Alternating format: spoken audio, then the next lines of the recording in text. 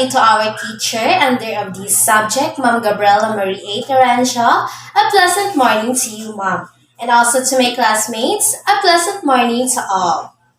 Today, we're going to report to you about the topic you've been assigned, which is cognitive perspective, Gestalt psychology, and information processing. By the way, I am Relen Kawa, the leader of the Group 1 Set F.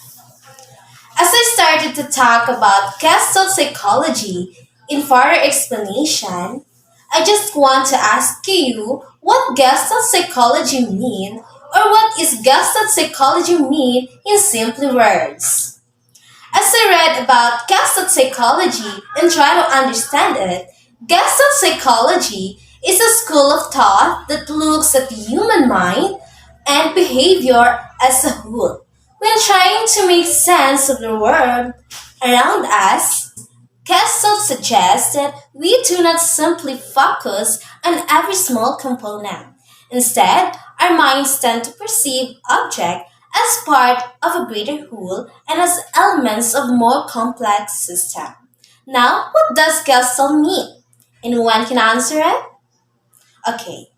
Gestalt is a German word that roughly means configuration, or the way things are put together to form a whole object. A core belief in Gestalt psychology is holism, or that the whole is greater than the sum of its parts. So, I have here the example of Gestalt psychology. If you can see two circles of the same size and color which are placed next to each other, you tend to perceive that they have relationship with each other rather than just being two different circles. It is how most people see elements as a whole or try to group them into whole. Gestalt is a term used in psychology which expresses the idea that the whole of something is more than the individual parts. And now let's move on. We're going to talk about Gestalt theory. As I read and understand a module about Gestalt theory is a hypothesis which states that the people tend to organize visual elements into groups or unified wholes when certain principles are applied. According to Gestalt theory, which is commonly known as the law of simplicity, every stimulus is perceived by humans in its most simple forms. The main focus of the theory is grouping the entire theory, emphasize on the fact that the whole of anything is greater than the sum of its parts. Besides, Gestalt in German means the shape of an entity. Thus, the operational principle of the brain is holistic and has a self-organizing inclination. And now we're going to know the first is Wertheimer or Max Wertheimer. Wertheimer observation of the phi phenomenon are widely credited as the beginning of Gestalt psychology, and who went on to publicize the core principle of the field. Other psychologists also had an influence in the field like Wolfgang Kohler. Kohler connected Gestalt psychology to the natural science, arguing that organic phenomena are example of holism at work. Another Gestalt psychologist, Kurt Kafka. Together with Wertheimer and Wolfgang Kohler, Kafka is considered the founder of the field. He applied the concept of Gestalt to child psychology. These three psychologists studied perception and concluded that perceivers or learners are not passive but rather active. They suggested that learners do not just collect information as is, but they can actively process and reconstruct your data in order to understand it. So this is the end of my report, and the rest will be reported to my group members. Thank you, ma'am. Good day, everyone. I am Lovelyn Halandone Castro, BEd 2 Set F, the next reporter. Our topic is all about the basic principle of visual perception. Core Gestalt's principles theory are: first one is law of proximity. Secondly, law of similarity. Thirdly, law of closure, and lastly, law of good continuation. Let's discuss each of them one by one. First principle is law of proximity. Elements that are closer together will be perceived as a coherent object. These are the example of proximity. On the left, there appears to be 3 columns, while on the right, there appears to be 3 horizontal rows. When objects we are perceiving are near each other, we perceive them as belonging together. Second principle is law of similarity. Elements that look similar will be perceived as part of the same form. Similarity can be based on shape, sizes, color, or other things. These are the examples. In this picture, one column is circle and another column is square. There are different shapes but they look similar. Because of its color, it is because of principle of similarity. Another examples. In this picture, all the columns are square. However, they don't look similar because of the color. Each column is different color, hence being of the same shape and scented are look similar. On this web page, the designer has used similar shape to highlight the similar conference in the web page. Similarity principle is used very much in designing any digital web pages. It is very important principle of Gestalt theory. Third, law of closure. We tend to fill the gaps of the figures we perceive. These are the example. In this picture, we enclose a space by completing a contour and ignoring gaps in the figure. And lastly, law of good continuation. Individuals have the tendency to continue contours whenever the elements of the pattern establish an implied direction. In this picture, people tend to draw a good continuation line.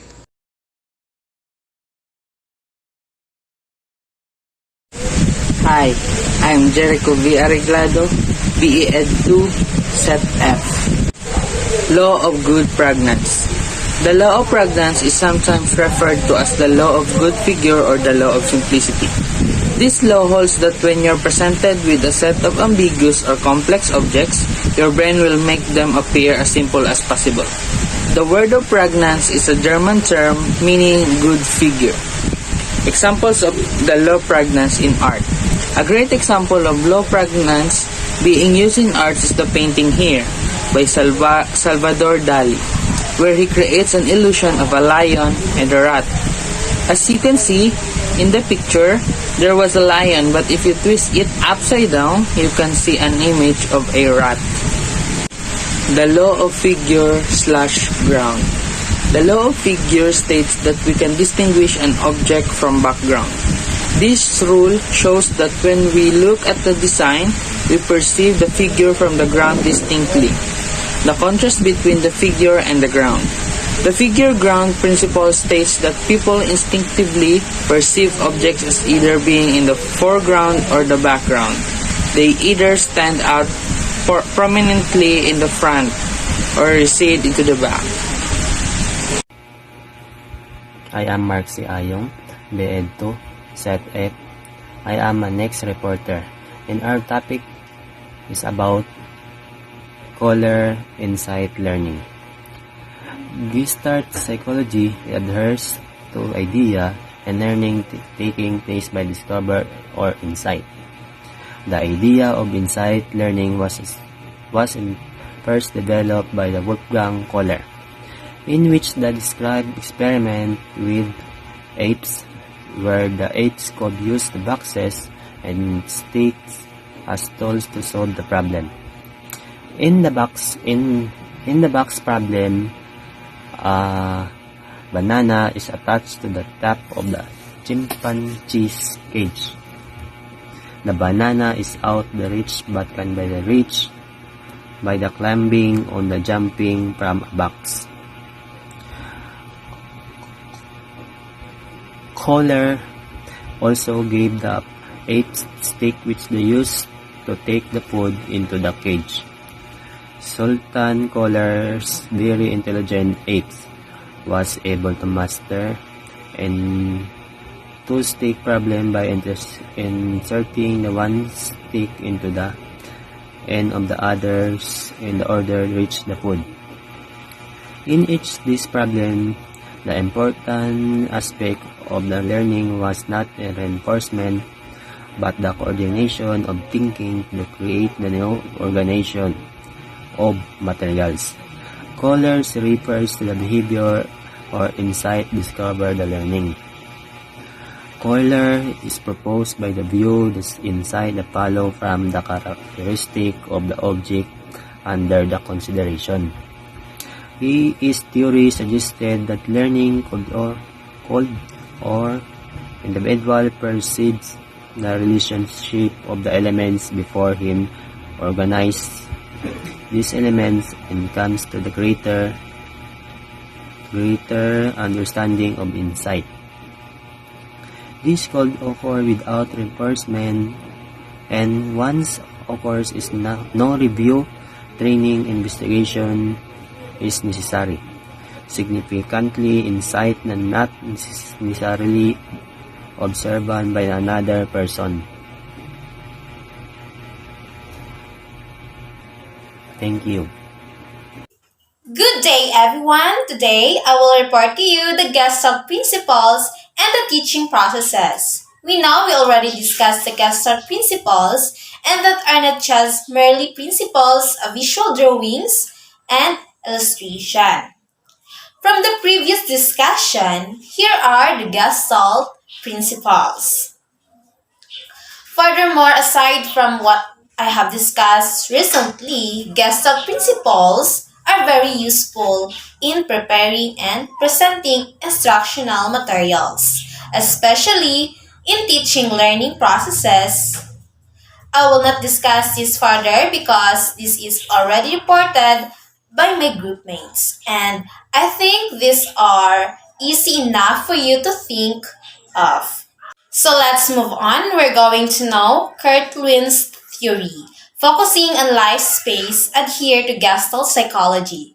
He said that individual has inner and outer voice. So the inner forces include his own motivation, attitude, and feelings.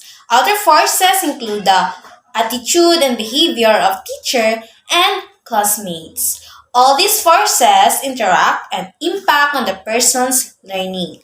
Another psychologist, Mario Polito. He is an Italian psychologist who writes about the relevance of Gestalt psychology to education. Aside from that, Gestalt theory is focused in the experience of contact that occurs in here and now. It considered with interest the life space of a teacher as well as students. The main principles of Gestalt theory in teaching and learning is that teachers should encourage their discover the relationship of elements that make up a problem. Another is congruities, gaps or disturbances are essential stimuli in the learning process. Last is educational instruction should be based on the law of organization. So this is the end of my report. The next reporter will be followed. Good day, ma'am. My name is Shalapi Kababanwa from BEd 2 Set F, and I am the next reporters. The topic is Information Processing Theory. Information processing theory is a cognitive theory that examines how data is stored in our memories. The Torrent model outlines how our brain filters information from what we're paying attention to right now to what gets stored in our short-term or working memories, and then into our long-term memory. According to information processing theory, is a process that occurs in stage. We first notice anything through our sensory memory, which includes everything we can see, hear, feel, or taste at any particular time. We use short-term memory to return items for the brief period of time, such as phone number, And lastly, our brains preserve long-term memories indefinitely. Example of information processing theory. As an example of information processing theory, if you've done this action many times before. Riding a bike or driving a car requires low cognitive strain. Finally, people will pay more attention to information they considered significant, increasing the chances of the information being digested. There are 5 types of knowledge. First, general versus specific. This involves whether the knowledge is useful in many tasks or only in one. Second, declarative. This refers to factual knowledge. They relate to the nature of how things are. They may be in form of word or an image. Example are your name, a nursery rhyme, the definition of IPT, or even the face of your crush. Third is procedural. This includes knowledge on how do things. Example include making a lesson plan, baking a cake, or getting the least common denominator. Fourth, episodic. These include memories of life events, like your high school graduation. And lastly, 5, conditional. This is about knowing whom and why to apply declarative or procedural strategies. Good day, ma'am. I am Johanna Mangilala Aba from BEd2 Set F. This reporting shared to you is what state in the information processing theory. The state of PT or processing theory involved the functioning of the sense, sensory register, short-term memory, and long-term memory. Basically, IPT or information processing theory assert 3 primary states in the processing of external information becoming incorporated into the internal cognitive structure of choice, schema, concept, script, frame, mental model, and etc. And also, information processing theory is the approach to the study of cognitive development involved out of the American experimental tradition in psychology. The theory is based on the idea that humans process the information they receive rather than merely responding to stimuli. This is 3 primary states of IPT, also known information processing theory are: first is encoding, second is storage, third is retrieval. Encoding. Encoding is a computing data storage and data transmission. Character encoding is used to represent a repertoire or characters by some kind of encoding system that assign a number to each character for a digital representation. The example of encoding is the process of turning the thoughts into communication. The encoder uses is a medium to send the message. A phone call, email, text message, face-to-face meeting, or other communications tool. The following message to send to you of your roommate. The second is storage. The storage is a compute data storage is a technology consisting of computer components and recording media that are used to certain digital data. The example of storage is defined as place for storing items, or just as example of storage is a kitchen pantry. Retrieval. Retrieval is an information retrieval. In computing and information science, is the process of obtaining information, system, resources that are relevant to an information need form a collection of the resources. The example of the retrieval is the act of getting something back, or of accessing stored data and files in a computer. That's all. Thank you. Good day, Ma'am Gabriela Marie A. Terencio. I'm Limerkent Ambaluya from BED2 Set F. I will represent my report. The topic is all about sensory register and the role of attention. Sensory register, also called sensory memory, is a very short type of memory that is engaged when you encounter sensory stimuli that you consider important. The sensory register enables you to remember the image, sounds, smell, taste, or touch after you are no longer exposed to it. The first step in the IP model holds all sensory information for a very brief time is capacity. Let's talk about our mind represent a great amount of information, but is it more than what our minds can hold or perceive? Like for example, as a student, I have my own capacity to use my mind to exchange my ability and strategy. Duration. The sensory register only holds the information other of 1 to 3 seconds.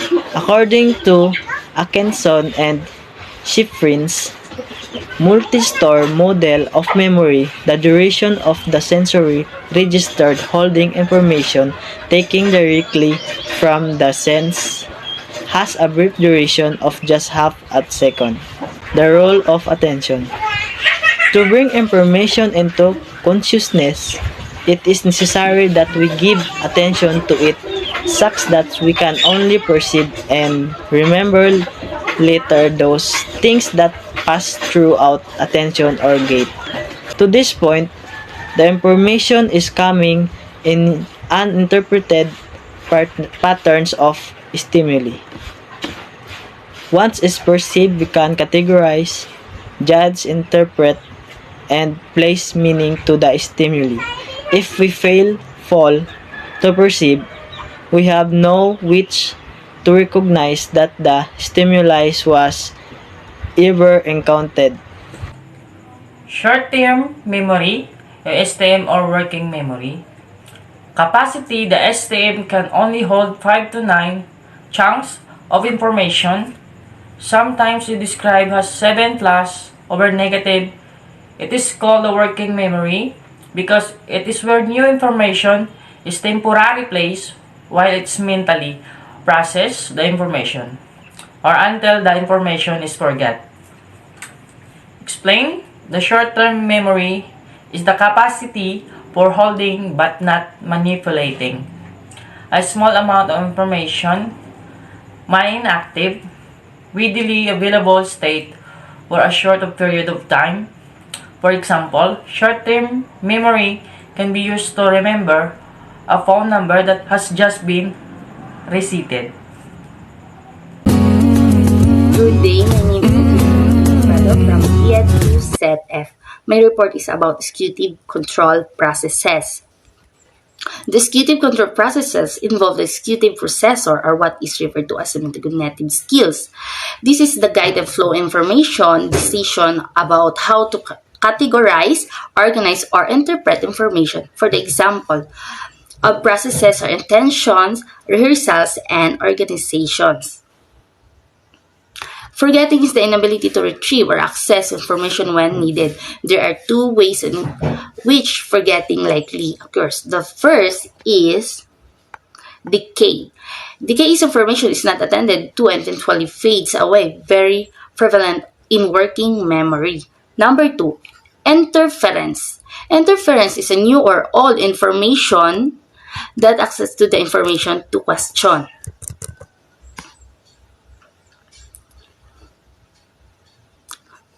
And there have methods of increasing interval of information. The first is rehearsal. This is a repeating information verbatim either mentally or aloud. Second, meaningful learning. This is a making connections between new information and prior knowledge. Third is the organization. It is a making connections among various pieces of information in food that is organized and efficiently shall be recalled. Fourth, elaboration. Elaboration is this is adding additional ideas to new information based on what one already knows. Yes, visual imagery. This is a meaning forming picture of the information. Next is a generation. Things we produce are easier to remember than things we hear. And context, remembering the situation, help recover information. And the last is the personalization. It is a making the information relevant to the individual. That's all. Thank you.